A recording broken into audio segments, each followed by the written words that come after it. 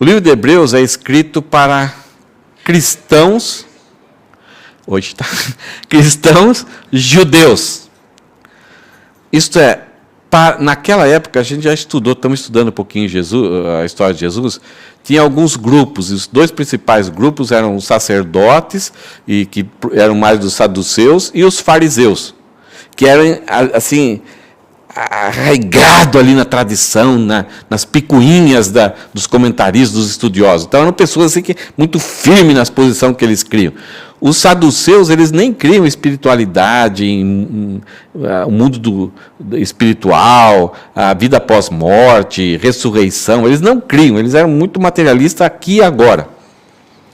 E nós percebemos que esses dois grupos, ao longo da história de Jesus, perseguiram, estavam no pé e no calo de Jesus todo dia. E foi até o fim, tentando pegar Jesus em qualquer coisinha, para achar um meio, e eles conseguiram fazer o que fizeram com Jesus Cristo, pegando falsas testemunhas, inventando histórias sobre ele, acusando ele de ser contra os romanos, para que os romanos, então, crucificassem Jesus. Então, quando a gente vê pessoas na época de Jesus se convertendo do judaísmo, isso da linha dos fariseus, foi o que mais aconteceu no começo, e principalmente Nicodemos, uma autoridade, se convertendo e apegando-se ali àquele grupo de pessoas, é algo de se espantar. E ali no começo do livro de Atos, você vê que os fariseus, alguns dessas autoridades, começaram a se converterem, mas até ficaram meio escondidos, não pronunciavam a fé deles publicamente, de medo das autoridades. E depois de um tempo, o que vai acontecendo com a igreja, até alguns dos saduceus se convertem. E isso foi, para o povo judeu, a maior demonstração de que Jesus está produzindo a regeneração, um novo nascimento. Porque para um fariseu crer em Jesus Cristo, era difícil, mas a transição, e como aconteceu com Paulo, era mais fácil. Agora, um saduceu que não cria no mundo espiritual, que não cria em anjo, não cria na ressurreição, era mais difícil. Então, quando surgiu saduceus, e eles se convertiam em pouco tempo depois de ajeitar a poeira, né, porque isso implicava em a posição que eles tinham, eles perdiam muitas coisas, e eram rejeitados como traidores ali dos judeus. Depois que eles abaixaram a bola, eles se tornaram quase que os professores, aquela liderança dos pequenos grupos, porque eles tinham um conhecimento muito grande. Eles só começaram a enxergar Jesus nas Escrituras. Agora, imagine uma pessoa que estudou, memorizava, conhecia tanto, mas não enxergava Jesus. Imagine quando esse véu cai. Imagine a alegria, a perseverança, o amor deles. Só que tanto eles como o povão em si, as pessoas simples que se converteram a Jesus, eles começaram a sentir um pouco assim que eles tinham perdido alguma coisa. Porque a religião, o judaísmo, tinha 7 festas no ano. A festa dos pães asmos era junto com a festa da Páscoa. 3 grandes festas eles tinham que ir. E as festas eram muito bonitas. E tinha toda a musicalidade, os salmos que a gente estudou sobre Davi era cantado. Então era uma religião de muito visual, de danças, de coreografia, de apresentações. Então tinha o melhor cantor do judaísmo lá de Jerusalém, cantava alguns salmos.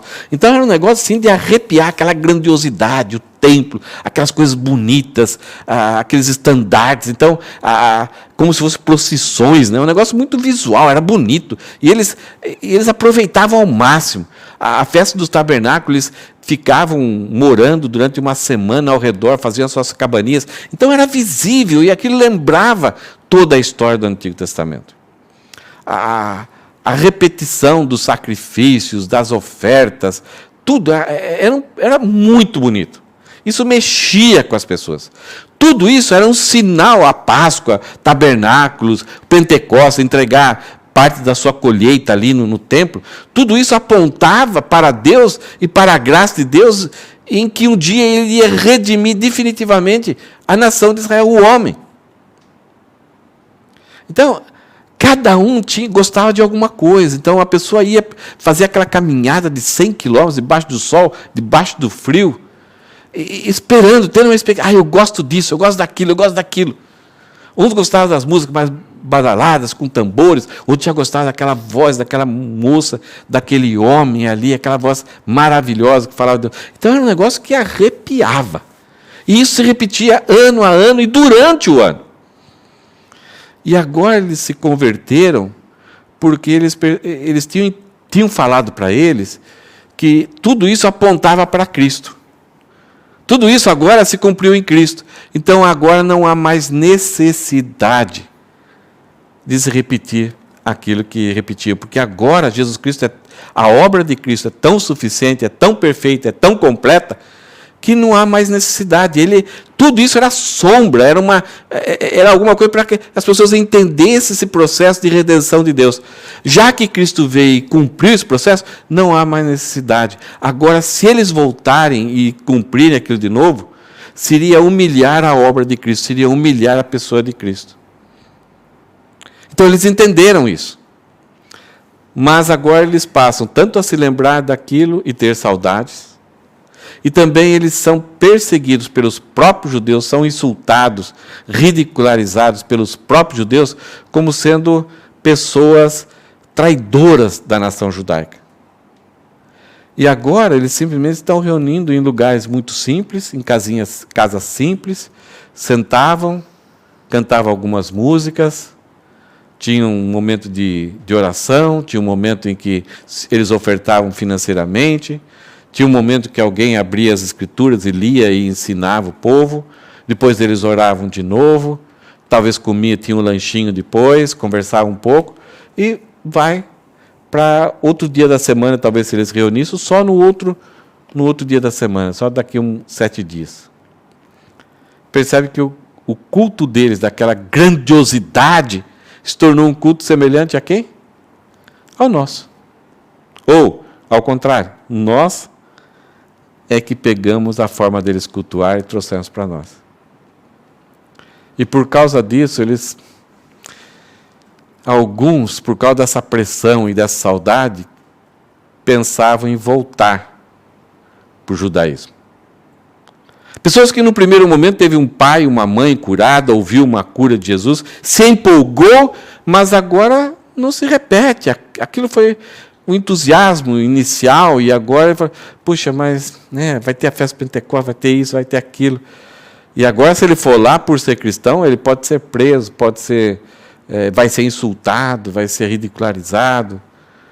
Tem até algumas pessoas judeus, talvez no começo ali, como Paulo, que perseguia e prendia os cristãos. Então, eles começaram a vacilar e querer voltar para trás. O objetivo do livro de Hebreus é para isso. Para escrever para essas pessoas que creram em Cristo, que foram regeneradas, que eles, apesar de olharem para as coisas agora, para o momento da reunião, que é um momento muito mais simples, menos glorioso do que aquilo que acontecia antes, esse momento, ele é superior. Agora, como isso? Como entrar na cabeça e no coração desses cristãos? Como isso é superior? Então, o livro de Hebreus vai escrever vários argumentos para essas pessoas não vacilarem, não voltarem atrás e perceberem a superioridade de Cristo com a religião judaica. A religião judaica foi boa, ela foi útil, o Antigo Testamento foi útil, mas ele apontava para Cristo. E agora que tem Cristo, voltar para lá é quase que ofender a Cristo. Então, o livro de Hebreus nós não sabemos, mas a mensagem é como se fosse um coração pastoral. Isso é o alicerce da vida para a gente ficar firme e não voltar para trás. E o livro de Hebreus, por ter esse coração pastoral, como se fosse Apolo, pregando, ele vai dar uma base doutrinária, ele nunca vai falar como a gente deve agir sem dar antes a base. O livro de Hebreus, ele não dá uma lista de deveres e obrigações sem antes dar as razões por que a gente deve ser daquele jeito. Então ele vai falar o que já foi conquistado, o que nós já somos, o que nós já somos, a realidade da nossa vida, quais os fundamentos da nossa história. Então, se somos isso tudo, então se espera uma prática condizente, um comportamento condizente. Então, por exemplo, algumas frases aqui que é a mesma coisa. A teologia leva à prática. Então, todo o ensino, todo o pensamento, toda a verdade, ela desboca, ela automaticamente vai levar a pessoa a agir daquilo que jeito ela é. Se Jesus Cristo é o Senhor, a minha vida, eu não vou ser Senhor da minha vida. Tudo aquilo que eu fizer, eu vou procurar saber. Jesus, como que eu faço isso? Poxa, mas ele não me respondeu. Mas está aqui, ele já falou aqui. Então, eu vou. Percebe? A teologia, o ensino leva à prática. A doutrina revela como nós devemos viver, que é doutrina e teologia é a mesma coisa. Ela revela para nós como deve ser o nosso comportamento. O credo, isso é aquilo que nós cremos, determina a nossa conduta. Os preceitos moldam a nossa prática. Então, preceitos, teologia, credo e doutrina é a teoria. E a nossa vida, como nós devemos viver, a nossa conduta, a nossa prática, ela redunda. Né? O peixe nunca vai latir. Não posso falar, talvez de repente a gente encontre um peixe aí que vai latir, né? São coisas surpreendentes. Mas você sempre espera de um ser que ele se comporte do jeito que ele é, conforme a sua substância, conforme a sua forma, a sua existência. É isso que o livro de Hebreus está encorajando, então, todo cristão. Como que era a Páscoa do Antigo Testamento? Já existia, antes da Páscoa lá no Antigo Testamento com Moisés, já existia a prática de sacrifício. Desde Abel, isto é, quando Adão pecou e ele colocou vestes de plantas, Deus rejeitou aquilo e orientou Adão a matar um animal, fazer peles para cobrir a sua vergonha com a morte de um animal. Então, o inocente encobriu a vergonha. Então, Deus já revelando que o homem estava com problemas diante de Deus e o inocente iria pagar. E Deus já começa a revelar progressivamente a redenção, que um dia Deus ia providenciar o verdadeiro, aquilo que resolve definitivamente. Abel entendeu isso. Caim não entendeu e rejeitou. E enciumado porque Deus aceitou o sacrifício de Abel, Caim vai e mata o seu irmão. Então a ideia de que Deus liberta, que Deus socorre, que Deus tira o homem da escravidão, da onde ele está, através da morte de um animal, foi correndo até todas as épocas. E nós vemos Abraão sacrificando, nós vemos os homens, os patriarcas sacrificando. Então, quando o povo foi para o Egito, ficou escravo durante 400 anos, e Deus aí liberta o povo, demonstrando toda a fraqueza, a idiotice, a inexistência dos deuses dos egípcios através das 10 pragas, a última praga, então, Deus aí juntou essa ideia do sacrifício, da libertação, de que Deus resolve rapidamente, e existe uma verdade, uma única verdade, revelada para resolver o problema do homem. Então, para que isso fosse lembrado para todo sempre, até Jesus, e fosse ensinado para sempre, foi instituída, então, a Páscoa. Então, na Páscoa tinha a ideia passar por cima, e isto é, Deus cobriu, Deus passou por cima, ele deveria vingar o homem, ele passa por cima, ele cobre a humanidade, as pessoas que estão debaixo daí. Dois elementos aconteciam na Páscoa, no jantar da Páscoa, tinha várias coisinhas, mas 2 elementos são os pães asmos. Pães asmos parece uma bolachona, creme cracker, mas é água e farinha. É misturada rapidamente, colocada no forno e tirada do forno. É uma massa diferente da outra massa de pão, em que é deixado um tempo e vai fermentando, vai demorando e vai crescendo. Então Deus traz agora a ideia de que Deus resolve rápido, é definitivo. Então essa era a mensagem através dos pães asmos, desse pão durinho ali, assado, entra e sai rapidamente e não está tempo de crescer. Isto é, não é inserido nada nesse pão. A ideia do fermento, né? Qualquer coisa que é inserido, que parece grande e que demora, não vem de Deus. Deus resolve, quando Ele resolve definitivamente. E as ervas amargas, eles tinham que comer, dando a ideia do sofrimento, da aflição. Então, eles sempre tinham que lembrar, Deus resolveu rapidamente, Ele não quer que se introduza mais nada nesse processo, é somente Jesus Cristo ali, e para o povo lembrar que Deus libertou do sofrimento e da aflição que eles estavam no Egito. E para essa libertação houve necessidade de derramamento de sangue. Então, se um judeu naquela época, aí tem a morte dos primogênitos, que vocês conhecem muito bem, eles falaram, vou colocar sangue e o anjo vai vir, não, vai matar o meu filho, eu não vou fazer coisa nenhuma. Não sei se teve alguém que ousou fazer isso. Mas se ousou, o filho morreu. No caso dos egípcios, eles não entraram nesse pacto. Talvez algum egito aí que era muito vinculado com os judeus arriscou e teve a bênção porque creu. Não tinha nenhuma prova ainda. É meio estranho você crer. Eu passo sangue, diz que vai passar um anjo, um devorador aqui e meu filho não vai morrer. E o povo judeu fez isso, os filhos foram salvos e os egípcios, os filhos primogênitos, foram mortos. Essa é a Páscoa que vigorou até Jesus. Na Páscoa que Jesus morre, para os cristãos tem uma grande transformação. Lá no João, capítulo 17, 18, ali, que é a última ceia, Jesus revela-se aos seus discípulos. Este é o meu sangue, este é o meu corpo, que é dado por vós. E Jesus vai lá para a Páscoa, e é morto nessa festa da Páscoa, então ali cumprindo a sombra que a Páscoa dos judeus apontava, que um dia Deus ia resolver o problema. Então Jesus atrai todos os homens para si e derrama o seu sangue em propiciação, em expiação para o pecado. Duas palavras estranhas, né? Propiciação, o que é isso? Eu estou demorando muito para ainda trabalhar o texto.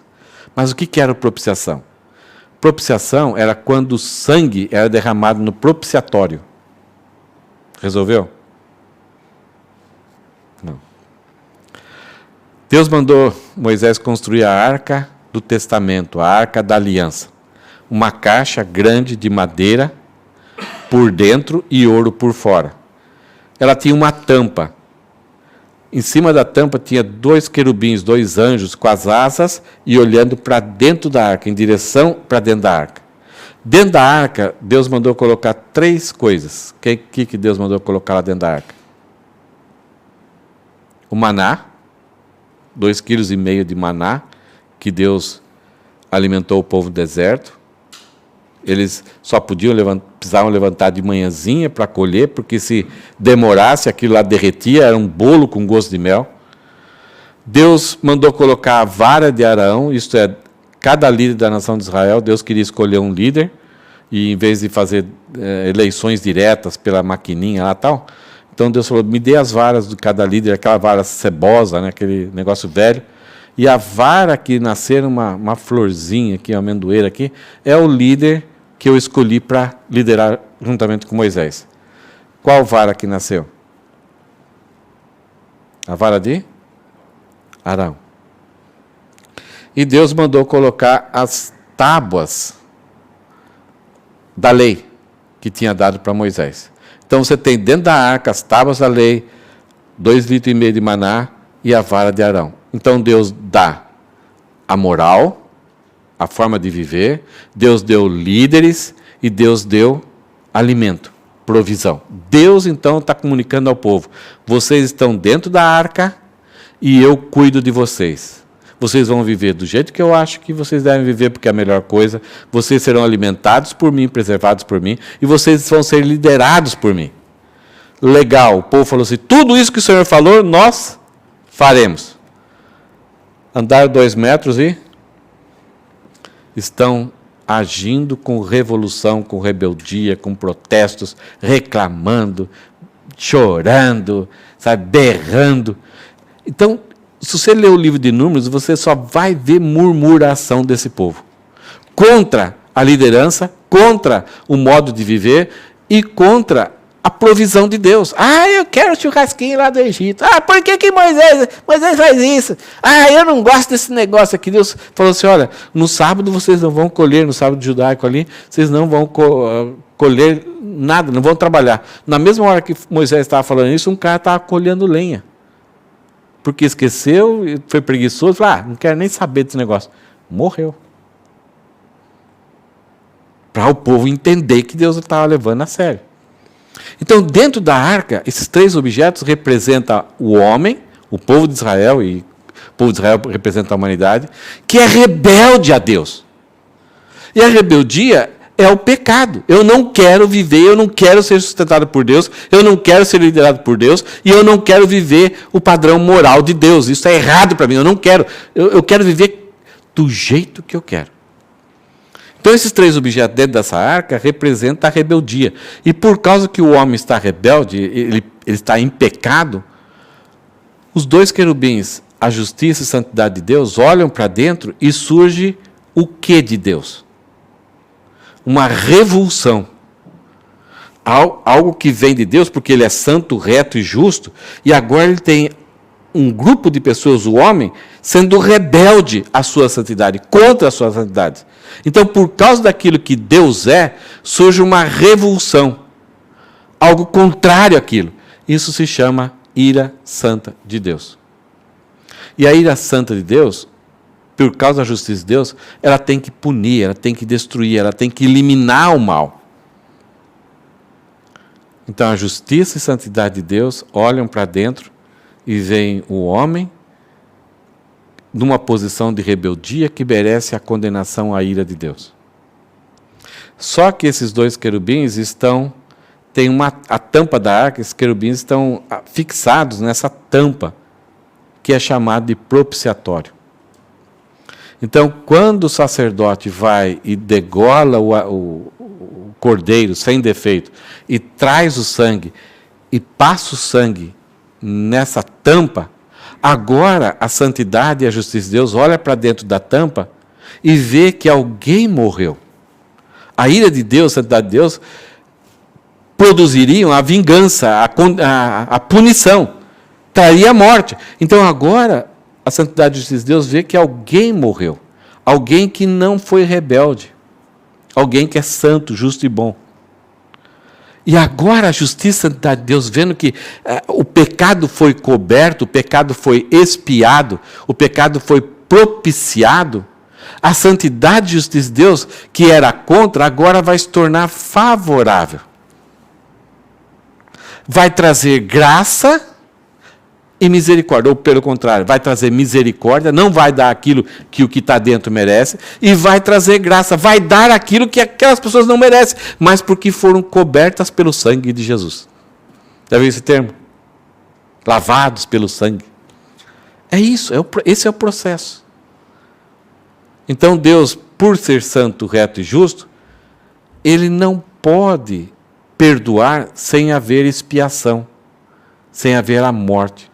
O sangue de Jesus livra-nos sem expiação, não há remissão. Há necessidade de uma morte. Então, a segunda Páscoa, que Jesus inaugura, quando ele morre na Páscoa, ela agora é superior. O que acontecia nas Páscoas anteriores, ela se repetia sempre. Toda vez tinha que morrer um cordeiro, porque ela era sombra, ela era um sinal do que ia acontecer. Agora, com Cristo, aconteceu uma vez só. Jesus Cristo morreu uma vez só. Ele nos expiou uma vez só, Ele propiciou a nossa vida uma vez só. Então, é uma Páscoa muito superior. Aqueles judeus cristãos, eles queriam ver todo ano. Mas agora o livro de Hebreus fala, olha, creia, já fomos salvos. É uma vez só. É superior. É de alta qualidade. É eterna. Não é mais um cordeiro que era uma lembrança de Jesus. Agora é o próprio Cordeiro de Deus que tira, que manda embora o pecado do mundo. Então, a ceia do Senhor, que Jesus teve depois da Páscoa, o sacrifício dele, traz para nós a propiciação e expiação. Por isso que Jesus Cristo fala, fazer isso em memória.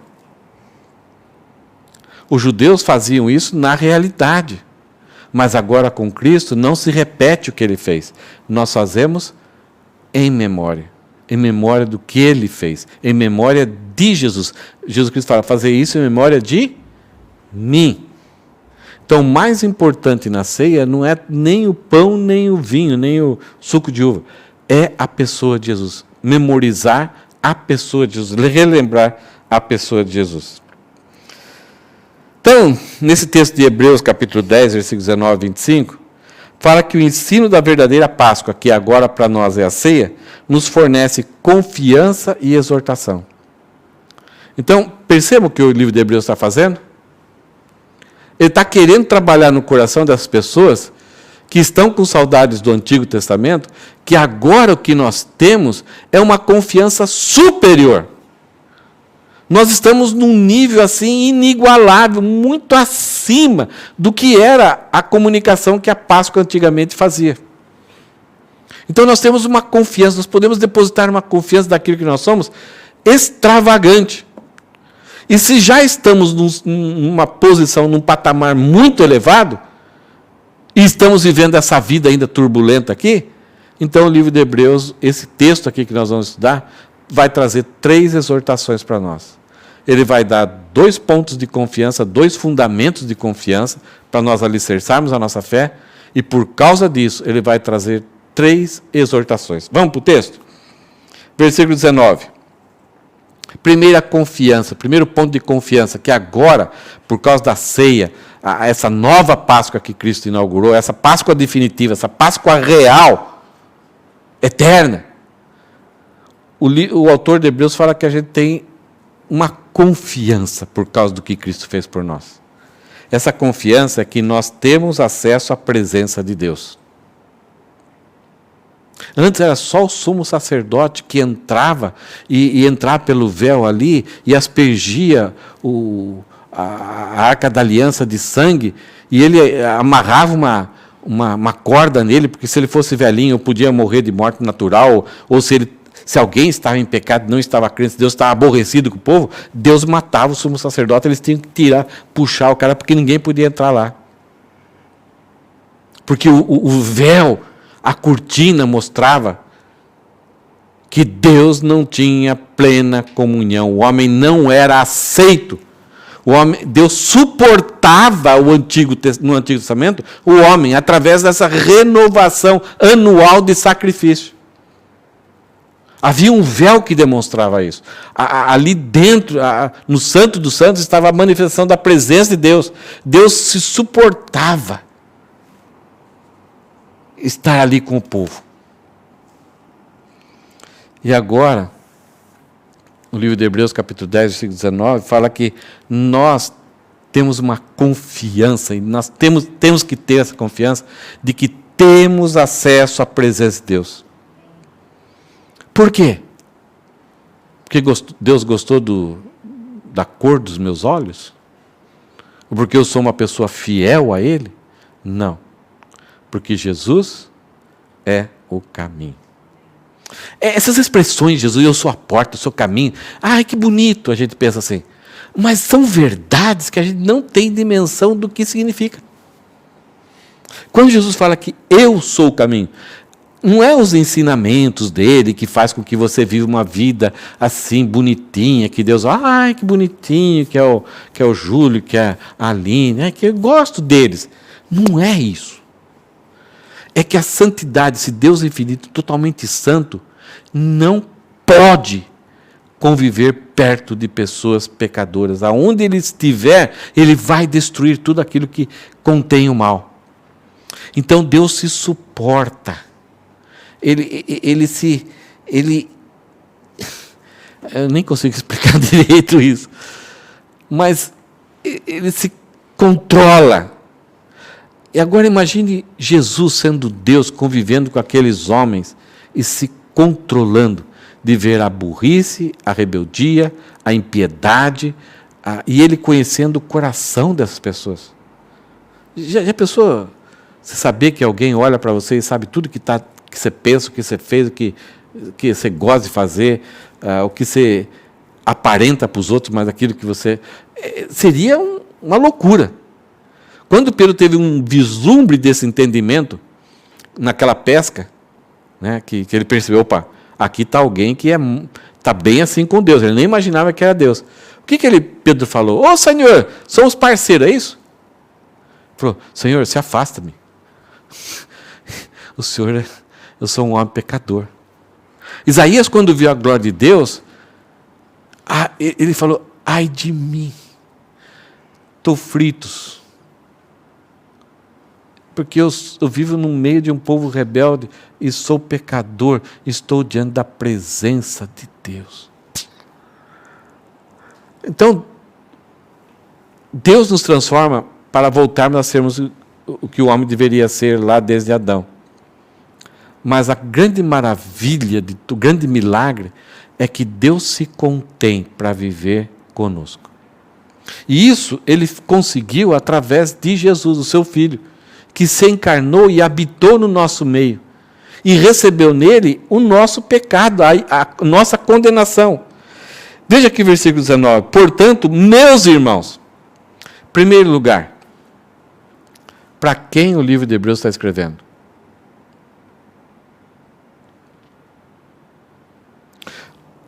As ideias aqui são ideias de adoração. É a ideia de chegar diante de Deus e adorar.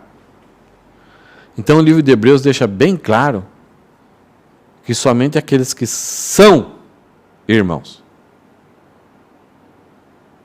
Não daquelas pessoas que são achegadas a nós, a gente pode falar de irmão, mas aqueles que são em realidade irmãos por causa de Jesus Cristo. Esse texto aqui não é para incrédulos. Nem judeus incrédulos e nem gentios incrédulos. Esse texto mostra a posição de quem já foi regenerado por Cristo e tem esse status de ser salvo. Então, quando o autor aqui fala, portanto, meus irmãos, tendo ousadia para entrar no santuário pelo sangue de Jesus, pelo novo e vivo caminho que ele nos abriu por meio do véu, isto é, pela sua carne.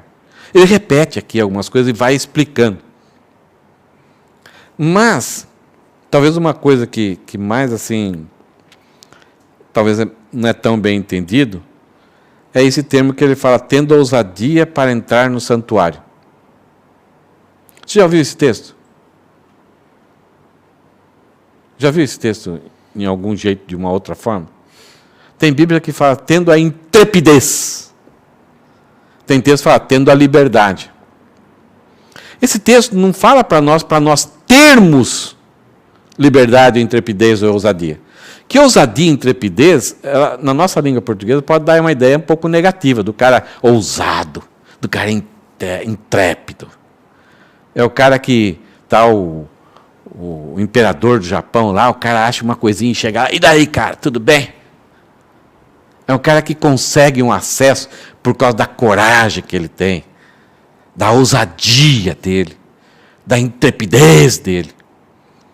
A ideia aqui, inclusive, acho que a Bíblia da Priscila fala tendo a liberdade. Né?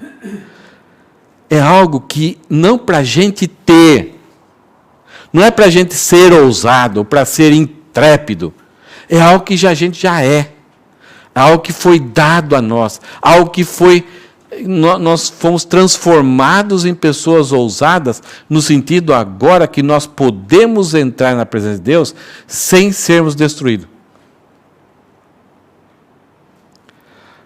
A ideia aqui é para aquela pessoa que tem uma consciência real daquilo que ela é, e ela tem que ir para algum lugar onde ela não tem aquele crachá.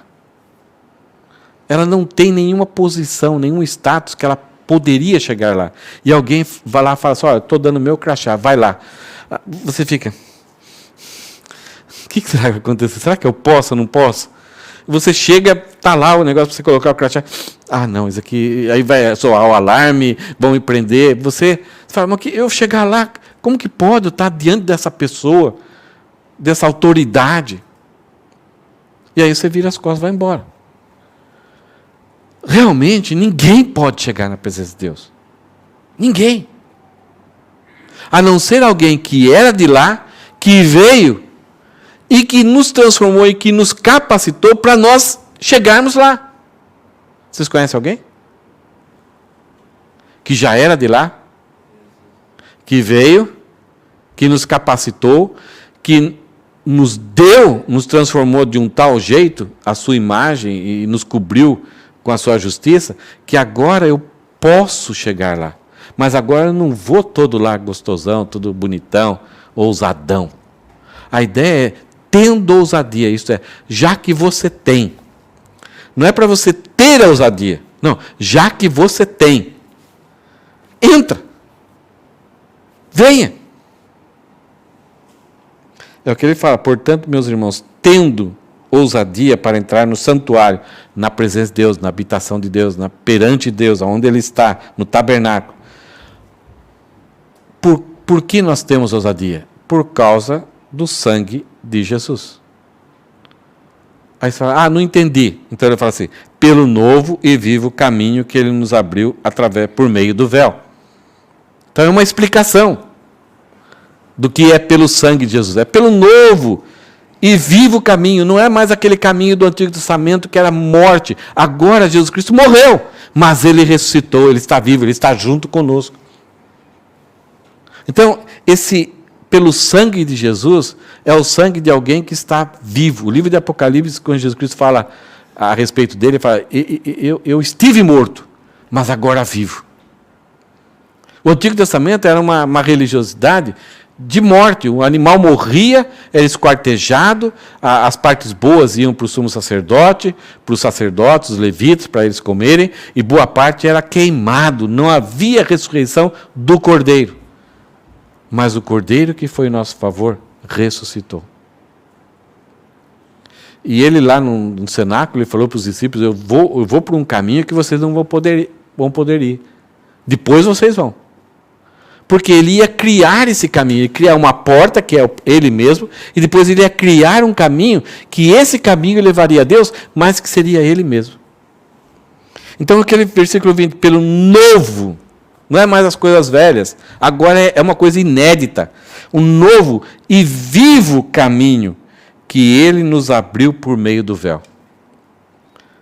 Se lembra lá, o Santo dos Santos tinha um véu, e quando Jesus Cristo morreu, o que aconteceu com esse véu? Rasgou, foi rasgado, houve um terremoto, então não há mais separação. Jesus Cristo destruiu a separação que havia entre Deus e os homens. Os méritos da sua morte destruiu aquilo que Deus tinha que se conter para conviver com o homem. E aí ele fala, pelo novo e vivo caminho que Ele nos abriu por meio do véu, o quê? A sua carne.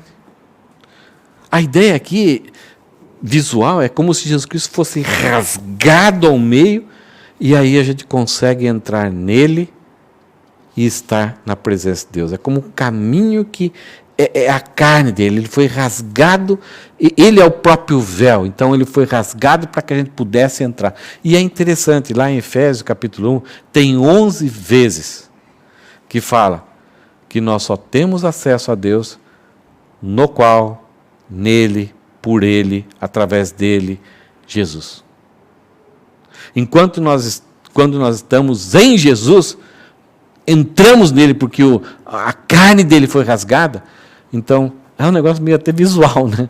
A gente tem acesso a Deus, à presença de Deus. Então a primeira confiança que o autor de Hebreus fala aqui é que a coisa bonita, que essa é uma realidade, é um fato, que aqueles que são irmãos, aqueles que creem em Jesus Cristo, têm acesso à presença de Deus. Versículo 21. Segunda confiança. Nós temos permanência em Deus.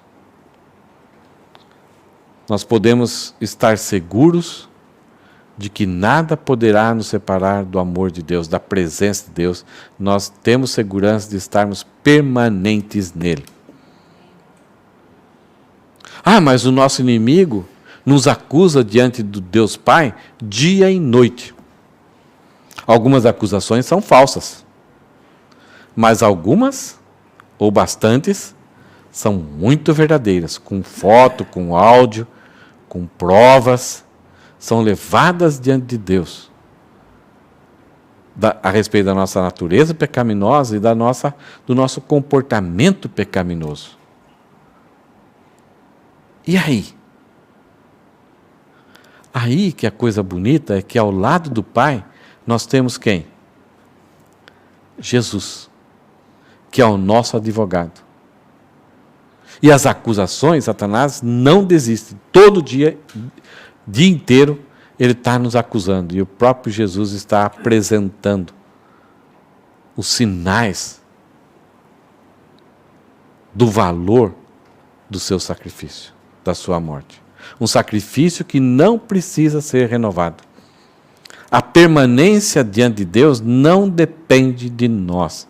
Depende do advogado que está ao lado de Deus e de um advogado que está em nós e está ao nosso lado aqui na terra. Quem?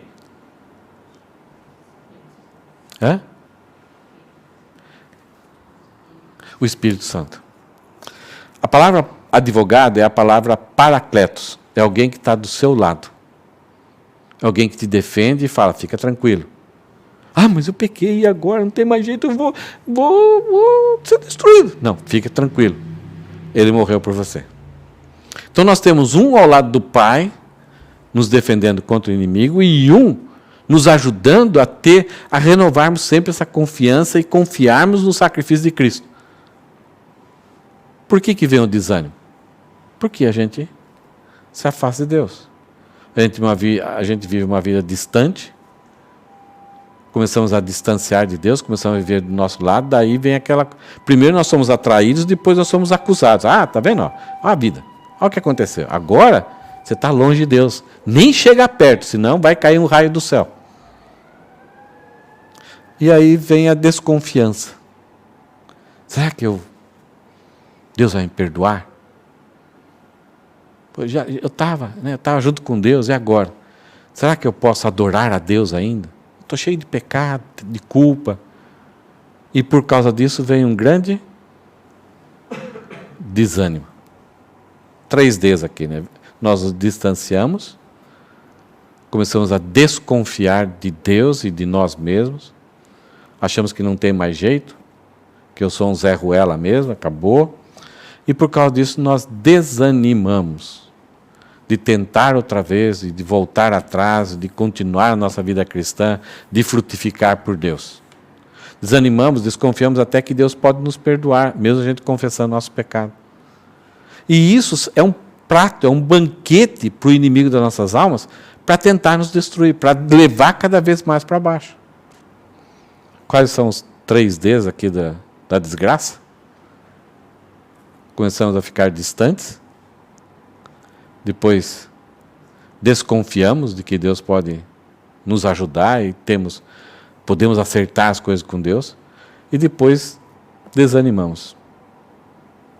Parece que a vida se torna mais complicada do que até antes da nossa conversão. A gente, você vai para uma festa, não tem graça, aquele sorriso amarelo, porque nada se encaixa.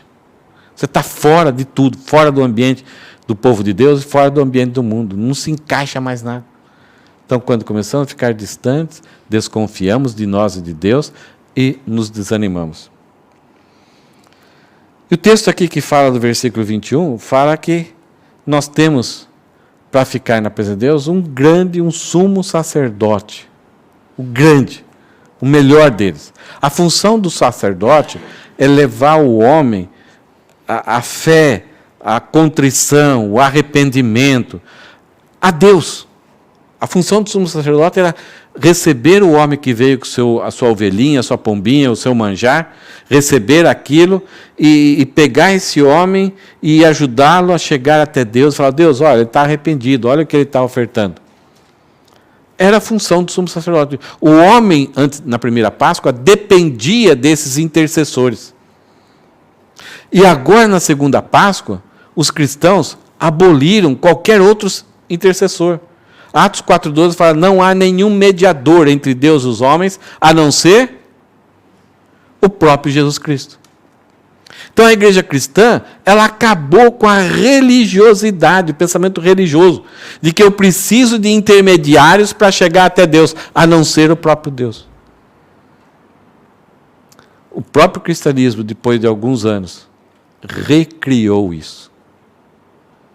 Então, de repente, os padres, os bispos se tornaram o vigário, o substituto de Cristo e o intercessor.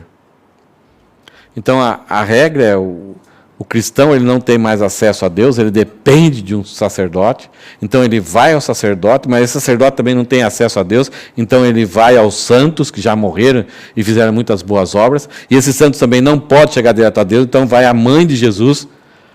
Então tem uma hierarquia para você. Por que foi reconstruído? Foi criado essas heresias, e todas as religiões têm os sacerdotes, que precisa levar outras pessoas, os simples, os leigos, e tem essas escalas, esses escalões de entidades, até chegar na divindade superior. No caso do cristianismo, por que foi recriado, e tem hoje essas heresias, essas seitas, que sempre é o fundador, que tem a sua militância ungida, que sempre, você nunca consegue chegar, você precisa desse pessoal ungidão. Principalmente a igreja romana criou. Por quê? Quer uma resposta simples? Money. Dinheiro.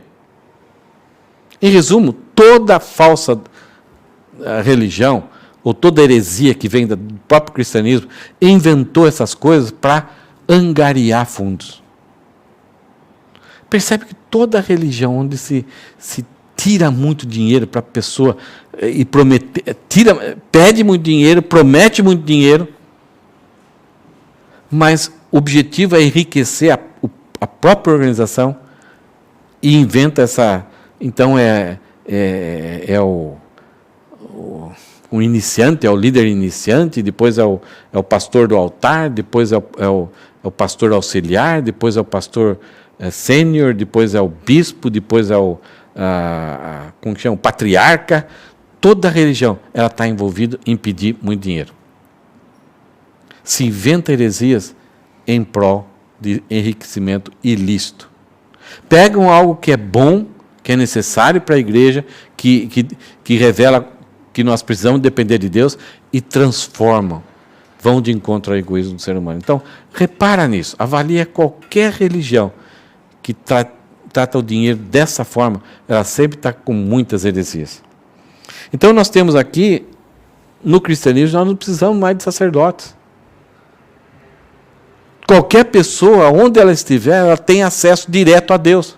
Então, essa é a segunda confiança. Nós temos acesso a Deus e podemos permanecer na presença de Deus porque temos um sacerdote. Eu não preciso de indulgências, eu não preciso de um líder especial na igreja. Eu posso ir direto a Jesus Cristo. É a Ele e em nome dEle. Duas confianças, eu tenho acesso, eu tenho permanência em Deus. Nós temos 3 problemas.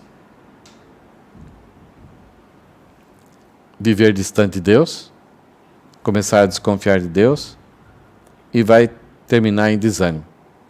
O texto em seguida vai ter 3 exortações para resolver esses 3 problemas. Vamos olhar eles? Primeiro, nós vamos em adoração a Deus, aproximando-se com fé. Veja o versículo 22. Aproximemo-nos com um coração sincero, em plena certeza de fé, tendo o coração purificado da má consciência e o corpo lavado com água pura.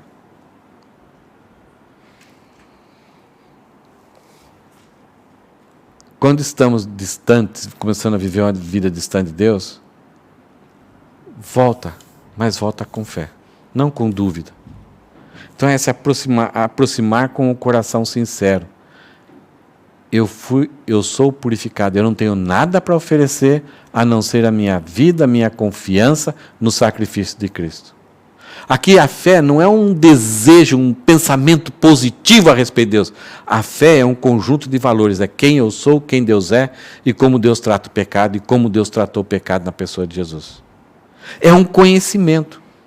Se eu não conheço as verdades bíblicas, eu vou ter um pensamento positivo no máximo e muita dúvida. E qualquer pessoa que alimentar ideias, eu vou aceitar, porque eu não estou alicerçado nas verdades que a Bíblia revela para mim.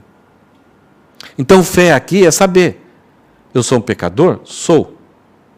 Mas creio, fui regenerado por Cristo, tenho o Espírito Santo. Não estou mais condenado pelo pecado.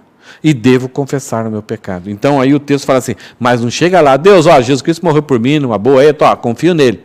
Não, a ideia é tendo o coração purificado da má consciência. Então esse aproximar-se de Deus, acabar com a distância que eu estou de Deus, é voltar com arrependimento, com contrição, com tristeza por causa do pecado. Não somente a mente, não somente aqui a consciência, mas também o corpo. O corpo aqui não é que eu tenho que ir lá no Rio Jordão e dar um banho em mim, passar um cabiquira aqui. A ideia não é isso. É mudar o procedimento.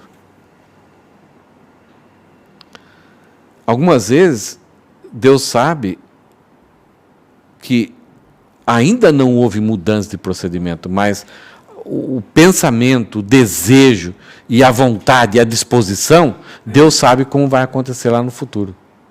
Não adianta eu vir e falar palavras daquilo que eu desejo, mas eu não vou. Não adianta eu chegar para Deus, eu sou pecador, eu faço isso, aquilo, tal. Confessei para Deus. Não, tem que haver não somente a mudança de mente, mas agora uma disposição e o início de um novo comportamento, onde as ações vão ser diferentes. Então eu devo, se eu estou distante, volto para Deus, com o coração sincero, então eu venho para adorar, eu venho com o coração sincero, a consciência de que Deus é o meu Salvador, Deus me purifica, Jesus Cristo me purifica de todo pecado. É aquilo que João fala, se confessarmos o nosso pecado, se concordarmos com Deus que aquilo que eu fiz é pecado, essa é a ideia de confessar. Confessar não é somente falar, é chegar para Deus e falar, Deus, o que eu fiz é pecado. Quando jogava futebol era muito fácil, né, Júlio? A gente dá aquela pancada, né, dá aquela pontapé, xinga. Aí termina o jogo, desculpa alguma coisa, hein? Eu estou confessando. Eu tenho que dar nome aos bois para Deus. Senão, não vai mudar a consciência e não vai mudar o comportamento. O próximo jogo eu vou estar especialista em dar pontapé. Então a ideia aqui é acabar com a distância. A exortação que o texto está dando para nós é: não viva distante de Deus. Sempre se aproxime-se dele. E sempre tenha um coração sincero. Sempre tenha um procedimento, um comportamento que não envolve o domínio do pecado. Segunda exortação, apegue-se à esperança. Tem desconfiança? Deus está demorando, Jesus Cristo estava demorando para voltar, está difícil a vida de viver a vida cristã, o ambiente que eu estou, a igreja que eu estou, é complicado, é tanta coisa que eu vejo que não é legal, então vai, desconfiando. Será que Jesus Cristo vai voltar? Olha, 2 anos de pandemia, muitas pessoas morreram, meus parentes morreram, eu fiquei doente, eu quase morri. Será que Deus cuida de mim? É só lembrar um pouquinho de como foi a vida de Jó. Quantas dúvidas ele teve. Quanta desconfiança que ele teve. Ele teve elementos para desconfiar de Deus, e ainda mais amigos chegando para ele e falando, Jó, você pecou. Jó, Deus castiga somente quem pecou. Até a mulher dele falou, Jó, para com esse sofrimento, amaldiçoa a Deus e ele mata você, pronto, acabou. Ela queria se livrar de Jó, talvez por causa do seguro de vida, alguma coisa assim. Todos nós temos razões infinitas para desconfiarmos da bondade de Deus. De que até somos salvos. Então olha o que o texto fala. Segunda exortação, a primeira exortação, aproximemo-nos de Deus, mantenha próximo de Deus em santidade. Segunda exortação, apegue-se à esperança. A esperança aqui não é uma esperança de que o Brasil vai ganhar a Copa do Mundo desse ano. Sabiam disso? Tem Copa do Mundo esse ano. De que eu vou ter um novo emprego. Isso é um desejo, é uma vontade, né? Uma esperança baseada em probabilidades. A esperança bíblica não. A esperança bíblica é baseada nas promessas, na revelação bíblica. Se lembra quando Jesus, voltando aqui o texto que Jesus falou para os discípulos, passemos para outra margem do mar, lá para Gadara. Quando os discípulos ficam apavorados no meio do caminho, Jesus diz, por que vocês têm pouca fé? Eu tinha falado que nós vamos para outra margem. E se eu falei, acontece. No meio do caminho pode ter uma tempestade, pode ter problemas, a sensação, o terror, a sensação de abandono. Pode ter um monte de coisa, mas nós vamos chegar do outro lado. Então a ideia, a esperança, ela é baseada nisso, naquilo que Deus falou. Não é uma suspeita do que pode acontecer. Se Deus garantiu na sua palavra algumas coisas que vão acontecer conosco, isso é esperança. É eu me apegar a isso, e pode bater o vento que for, eu posso até balançar um pouco para lá e para cá, mas eu fico firme em cima da rocha. Eu não fico envergonhado quando começam a me acusar de que eu vivo uma utopia, isto é, eu criei um sonho, então esse sonho me ajuda a enfrentar as dificuldades da vida. É isso que é falado do cristianismo. Que o cristianismo é a utopia dos pobres. É a forma deles enfrentarem os sofrimentos. Eles creem num Deus. Não. Quando a gente tem uma experiência pessoal com Deus, a gente tem esperança porque a gente conhece esse Deus. É um Deus que não pode mentir e que prometeu verdades para nós. Então guardemos firmes a confissão da esperança, sem vacilar, pois quem fez a promessa é fiel. Por que as coisas vão acontecer? Porque Deus nunca mentiu. Ele é fiel. Ah, mas não dá para acontecer desse jeito. Não sei. Ele prometeu. Deus falou assim, olha, eu vou trazer o Salvador, aí, o Messias, ele será chamado Nazareno, ele virá do Egito, nascerá em Belém, será chamado, vamos fazer a ordem certa, nascerá em Belém, virá do Egito e será chamado Nazareno. Há muita distância. Como que pode um... Então, será que é 3 Messias? Não. E quando a gente olha as Escrituras hoje, a gente vê que coisa maravilhosa. Olha, o recenseamento teve que ir para Belém, depois Herodes perseguiu, foi para o Egito, depois do Egito foi e morou na cidade, na região de Nazaré, porque era a região de José e Maria. Tudo certinho, de modo simples, suave, numa beleza, numa nice. Mas antes... Como? Como isso é possível? Por isso que algumas vezes a gente fica apavorado, né? Surge uma pandemia, agora é o fim dos tempos, porque é um detalhe da consumação final. Surge uma guerra, agora é a terceira guerra. Aí passa, você fala, não aconteceu, acho que isso aí não tem nada a ver com Deus. Então, a gente desconfia quando surgem os problemas e a gente desconfia quando os problemas são resolvidos. Já reparou? Quando surge o problema, a gente vai para Deus, entrega o coração a Deus, dependemos de Deus. Depois de um tempo, a gente começa a desconfiar de Deus, se Ele realmente está cuidando ou não. E, de repente, os problemas vão embora. Eu acho que Deus não tinha nada a ver com a história. Esse é o coração nosso. E aqui, a primeira exortação é aproxime-se de Deus sempre, com fé. Segundo, apegue-se à esperança. Não remova da sua cabeça o que Deus prometeu, que nós temos em Deus, o que nós somos em Deus. E em terceiro, para acabar com o nosso desânimo. O autor de Hebreus começa lá no versículo 19, irmãos, portanto, irmãos. Deus criou em Cristo uma comunidade de pessoas que são unidas a Cristo, então automaticamente são unidos entre um e o outro, que devem preservar a unidade, que devem preservar o amor, que devem edificar uns aos outros.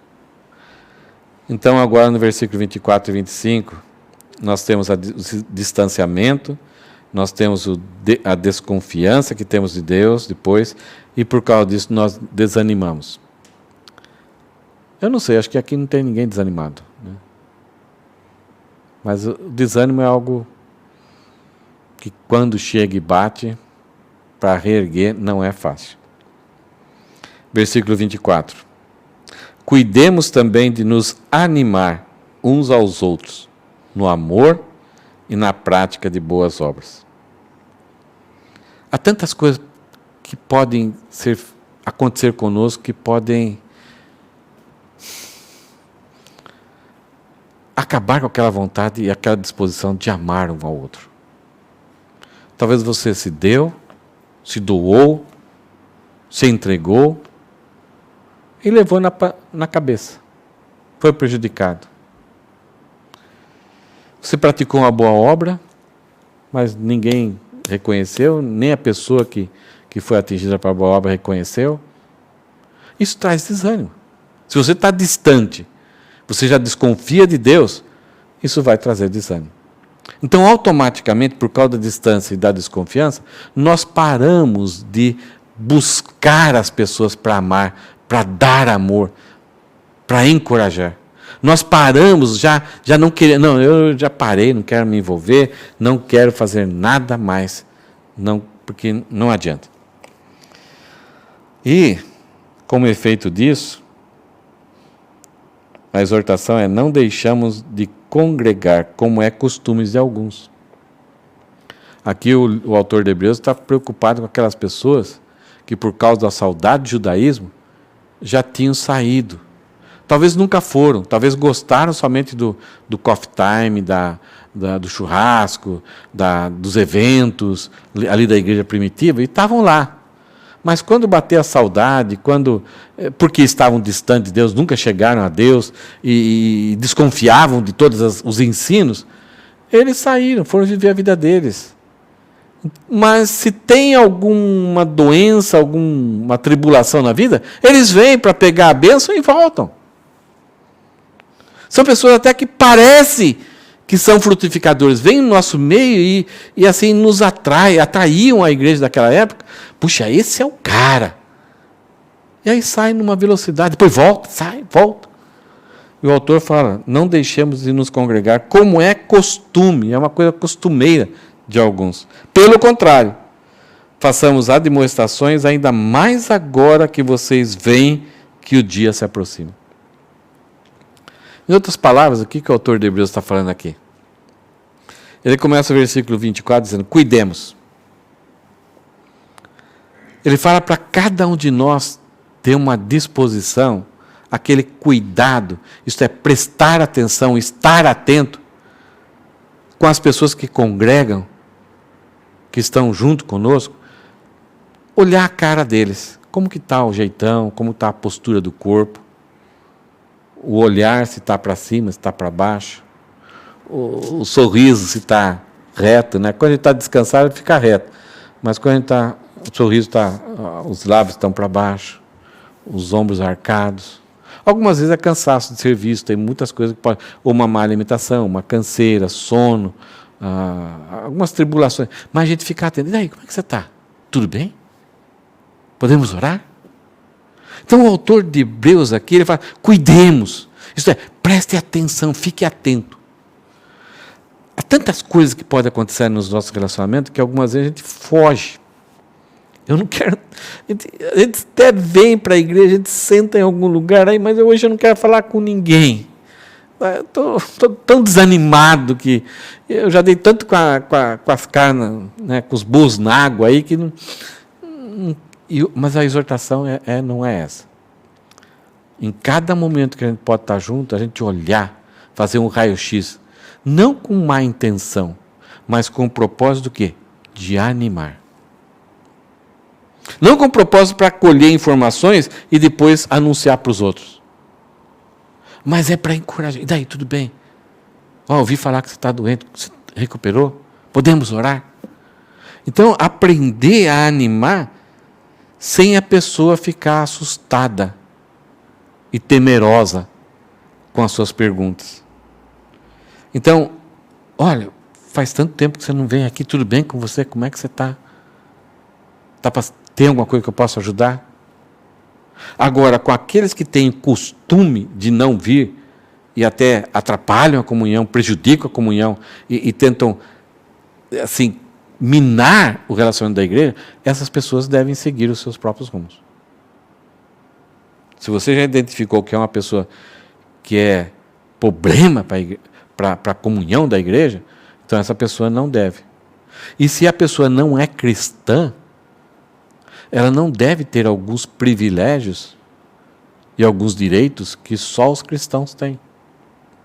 Tem igreja no Brasil que a igreja contrata um psicólogo incrédulo para cuidar das adolescentes da igreja. Isso é assassinar a vida espiritual dessas adolescentes. Entenderam? Tranquilo?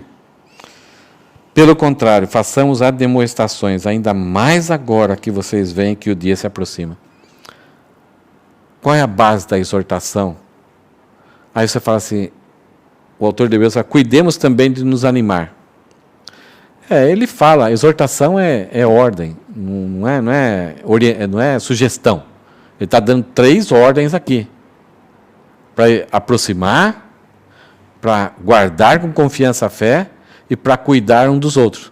É ordem, nós devemos fazer. Aí você fala, não, vou fazer outro dia. Qual que é a razão que o autor aqui do livro de Hebreus nos dá para nós fazermos hoje, ontem? Qual que é a razão? O que é isso? Que o dia se aproxima.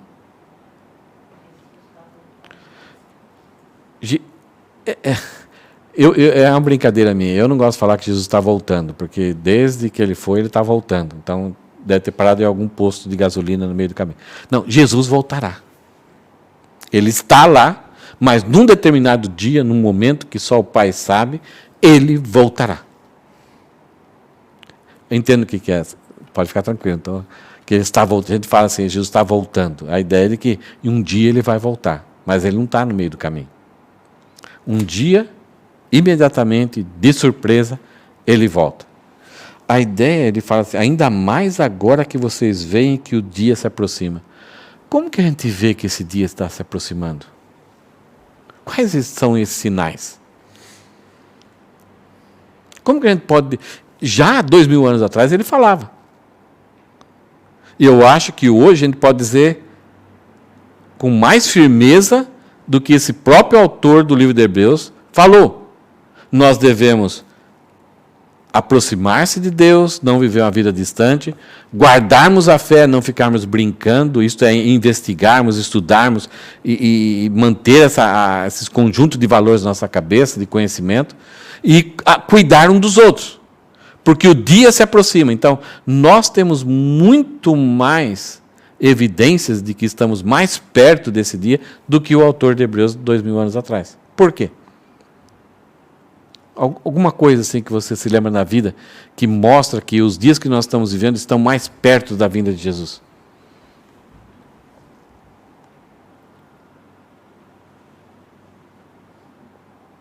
A Bíblia fala que haverá guerras e rumores de guerras. Já houve no passado, mas do jeito que é hoje, é complicado.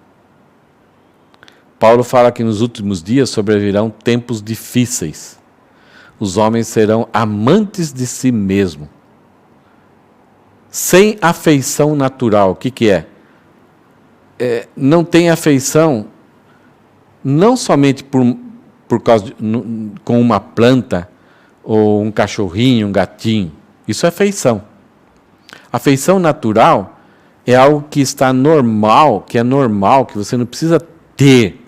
É algo que é um instinto, né, de defesa da própria espécie. De ver uma pessoa em dificuldade e procurar salvar e proteger. E não somente tirar vantagem. Percebe como está a humanidade? Vibra, fazem passeatas e clamam com vitória. Quando uma lei é aprovada que agora você pode fazer aborto a partir de 12 semanas, eu acho agora. Então, já estudando possibilidade de fazer aborto depois que nasceu, de alguns dias, alguns momentos depois que nasceu, você olhou, não gostei, pode matar. Isso já não é nem essa afeição natural já foi perdida lá atrás. E não é somente uma pessoa, é uma consciência global. E parece que quando você fala isso, e eu estou falando aqui, eu tenho colocado no YouTube, parece que se eu falar isso, amanhã vai estar proibido, cancelado. Muitos pastores, muitas pessoas estão sendo canceladas, censuradas, porque falam a respeito disso.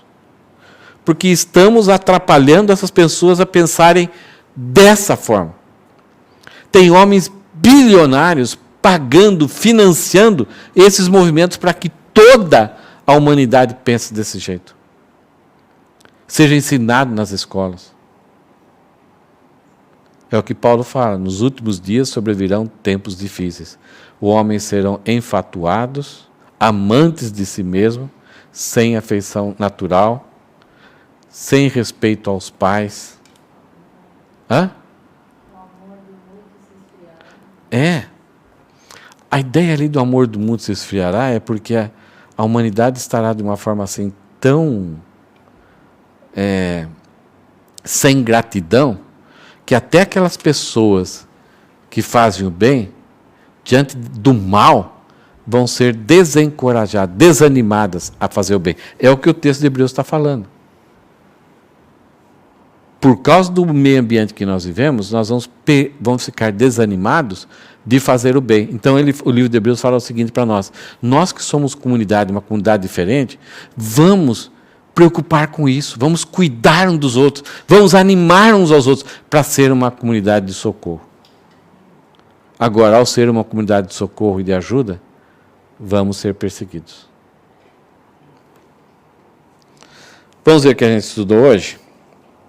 O ensino de Hebreus, então, produz em nós duas confianças. Nós temos acesso à presença de Deus e temos a garantia da presença de Deus, porque Jesus é o nosso advogado, é o nosso super sacerdote.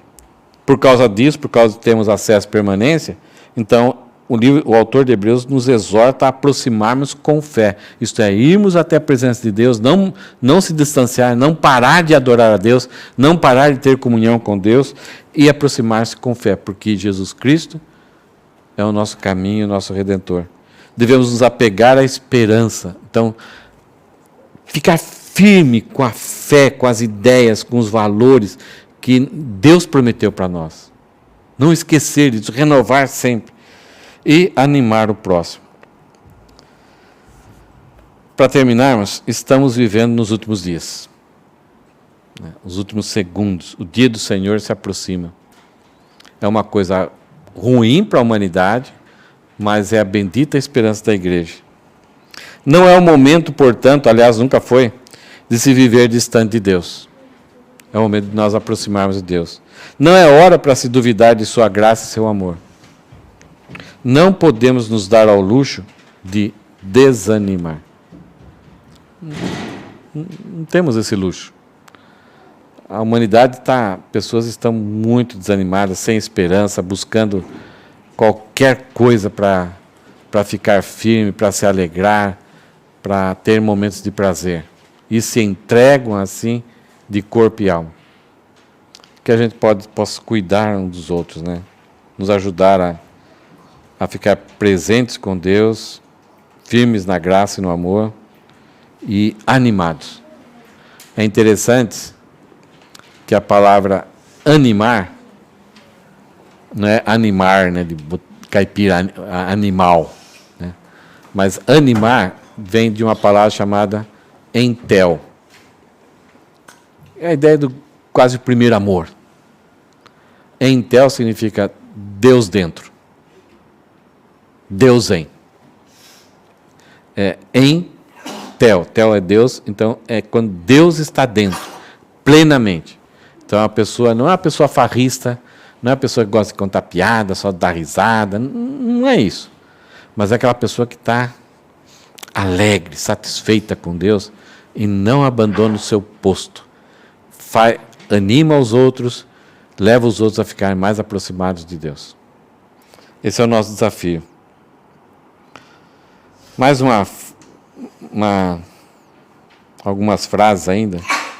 Sem incentivo mútuo, nós corremos risco de perder o amor e as boas obras, principalmente quando vemos que o fim se aproxima. É impossível viver a vida cristã sozinhos. Alguns acreditam que sim. Precisamos uns dos outros. Umas coisas, isso incomoda, né? Devemos nos reunir intencionalmente e regularmente, como igreja e de casa em casa, despertando-nos e encorajando-nos mutuamente. Essa